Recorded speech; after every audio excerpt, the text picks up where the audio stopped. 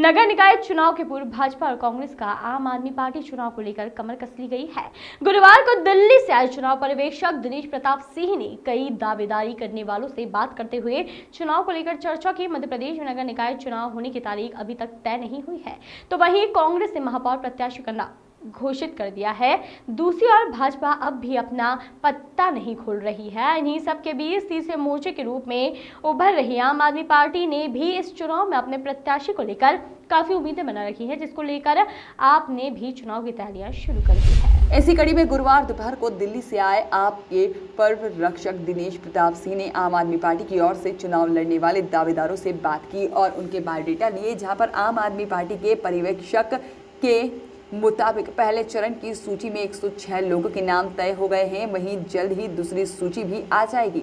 हालांकि आम आदमी पार्टी की ओर से अभी भी इंदौर के लिए महापौर प्रत्याशी का नाम घोषित नहीं किया गया है, किंतु स्थानीय मुद्दों, बिजली, पानी, सड़क और भ्रष्टाचार के मुद्दों को लेकर आम आदमी पार्टी के नेता कार्यकर्ता शहर के 85 वार्डों में जनता के बीच पहुंचने लगे हैं। आपके चुनाव पर्यवेक्षक ने मीडिया से चर्चा के दौरान कहा कि भाजपा और कांग्रेस दोनों ही सिक्के के एक जैसे पहलू हैं। उन्होंने भाजपा की शिवराज सरकार को हट धर्मी सरकार बताया और कहा कि सरकार द्वारा प्रदेश को लूटा जा रहा है। वहीं 16 वर्षों से इन्हीं का राज है और अब यह भूमाफियाओं को पकड़ने में लग गए हैं। घोटाला जो है वो आज़ादी के बाद का एक बहुत ही ज़्यादा बदनुमा घोटाला है। इसलिए भी घोटाला है क्योंकि जो देश का भविष्य छात्र उनके साथ में खिलवाड़ किया गया है। ओवर बुकिंग के नाम पे वो घोटाला सामने आया और सिर्फ एक चीज़, वो मेडिकल में तो हम लोगों को पता पड़ गया कि मेडिकल में घोटाला है, तो कृषि में, पुलिस विभाग भर्ती प्रक्रिया में पूरा घोटाला, वो सारा पूरा व्यापम के तहत किया गया। क्योंकि पुलिस विभाग अपनी भर्ती प्रक्रिया खुद करता था। और पुलिस विभाग की भर्ती प्रक्रिया में से आप बताइए, फिजिकल फिटनेस के मापदंड हटा दिए गए, मध्य प्रदेश का मूल निवासी होना हटा दिया गया, कहीं के भी लोग आ सकते हैं। तो इसमें इतना भ्रष्टाचार हुआ और इसकी जांच को बिल्कुल दबा दिया गया। इसमें जो दोषी मंत्री थे, जो हम सब जानते हैं, अभी जमानत पर बाहर निकले और जमानत पर बाहर निकलने के बाद में सरकार के और भारतीय जनता पार्टी के कार्यकर्ताओं ने उनका कैसा स्वागत किया। तो कृषि विभाग कौन सा छूता रहेगा? जहाँ जहाँ एंट्रेंस एग्जामिनेशन होगी वहाँ पे सब जगह पर जाकर, और व्यापम एक नाम है, आम आदमी पार्टी के हमारे कार्यकर्ता, हमारे पदाधिकारी उनके संपर्क में हैं। छात्र अभी उस आंदोलन को गैर राजनीतिक रखना चाहते हैं, पर आम आदमी पार्टी का पूर्णतः उनके साथ में सहयोग है। आम आदमी पार्टी दृढ़ता के साथ में उनके साथ खड़ी है और जिस दिन उन्हें राजनीतिक सहयोग की, हम उनकी उस इच्छा का सम्मान कर रहे हैं।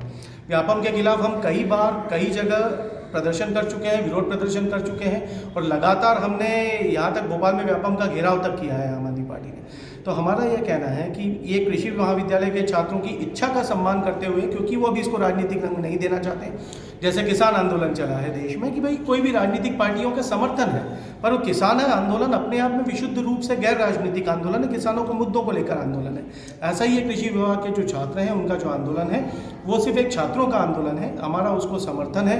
आगे भी जिस भी तरीके से आम आदमी पार्टी उनको सपोर्ट कर सकेगी, हमेशा हम छात्रों के हित के लिए खड़े हैं। जैसा सर ने बोला, केजरीवाल जी का मॉडल है। आप देखिए, स्पोर्ट्स यूनिवर्सिटी बन रही है। स्पोर्ट्स यूनिवर्सिटी के बाद में जो दिल्ली का ऐतिहासिक बजट प्रेजेंट किया है, 2048 में ओलंपिक खेलों की मेजबानी का सपना देखा है दिल्ली ने और 18 खेलों में गोल्ड मेडल लाने के लिए खिलाड़ी तैयार करने का केजरीवाल जी का प्लान है। तो ये इंदौर में प्लान क्यों नहीं हो सकता? क्यों इंदौर से हम 18 छोड़िए 2 खेलों के तो खिलाड़ी तैयार करने का सपना उठाएं? भ्रष्टाचार, पेवर ब्लॉक एक बार बदलने से दूसरी बार खोदें, फिर सड़क, फिर पेवर लगाए, फिर कंक्रीट बनाए, फिर डामर बिछाए, फिर खोद दें, फिर पाइपलाइन डालें। हम इस कुचक्र से कब बाहर निकलेंगे? कब हम हमारे देश को, शहर को आगे बढ़ाने की सोचेंगे? तो आम आदमी पार्टी एक विकल्प के रूप में खड़ी है, एक मजबूती का विकल्प है, मजबूरी का विकल्प नहीं है। लगातार हम लोग जनता के आंदोलनों में और भ्रष्टाचार के खिलाफ लगातार संघर्षरत हैं और लड़ते रहेंगे।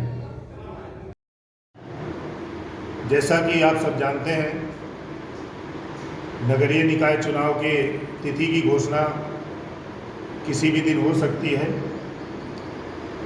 और उसी चुनाव के मद्देनज़र दिल्ली से मैं मध्य प्रदेश का केंद्रीय चुनाव पर्यवेक्षक के रूप में ये मेरा दूसरा दौरा है और प्रत्याशी चयन प्रक्रिया का दूसरा चरण है। श्री अरविंद केजरीवाल जी के संदेश को, आम आदमी पार्टी की विचारधारा को लेकर हम मध्य प्रदेश की जनता के बीच में जा रहे हैं और दिल्ली के विकास मॉडल को लेकर इस चुनाव का पूरा जो एजेंडा होगा, दिल्ली के विकास मॉडल का होगा। और मध्य प्रदेश की जनता ये चाहती है कि जिस प्रकार से दिल्ली में सरकार काम कर रही है, जो जनता के हित में काम कर रही है, उसी तरह से मध्य प्रदेश के अंदर भी एक साफ सुथरी छवि की सरकार होनी चाहिए, ईमानदार सरकार होनी चाहिए और मध्य प्रदेश की जनता को भी उनका अपना हक मिलना चाहिए।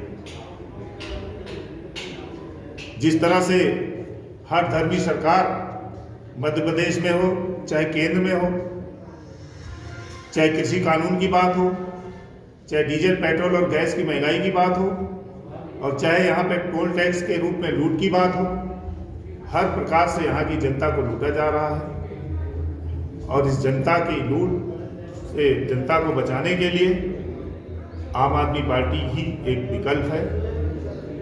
और मध्य प्रदेश की जनता और पूरे प्रदेश के लोग दिल्ली में रहते हैं, दिल्ली वालों के संपर्क में हैं, उनके कोई न कोई रिश्तेदार मित्र दिल्ली में काम करते हैं और उन सब के माध्यम से पूरे देश में और मध्य प्रदेश में मैसेज आ चुका है कि अगर कोई ईमानदार सरकार है, ईमानदार पार्टी है तो आम आदमी पार्टी है। और जो मैं महसूस कर रहा हूँ, बहुत सारे आवेदन आ रहे हैं प्रत्याशी के रूप में। अब CCC के मुद्दे पे हम लोग प्रत्याशियों का चयन करेंगे। पहला C होगा करेक्टर का अच्छा होना चाहिए, दूसरा C होगा क्रिमिनल नहीं होना चाहिए, तीसरा C होगा प्रत्याशी कॉम्युनल नहीं होना चाहिए। इसके साथ साथ हम उसकी योग्यता को देखेंगे, उसकी विचारधारा कैसी है, आम आदमी पार्टी के मापदंड पे खरा उतरता है तो उस प्रत्याशी को हम चुनाव मैदान में उतारने की कोशिश करेंगे।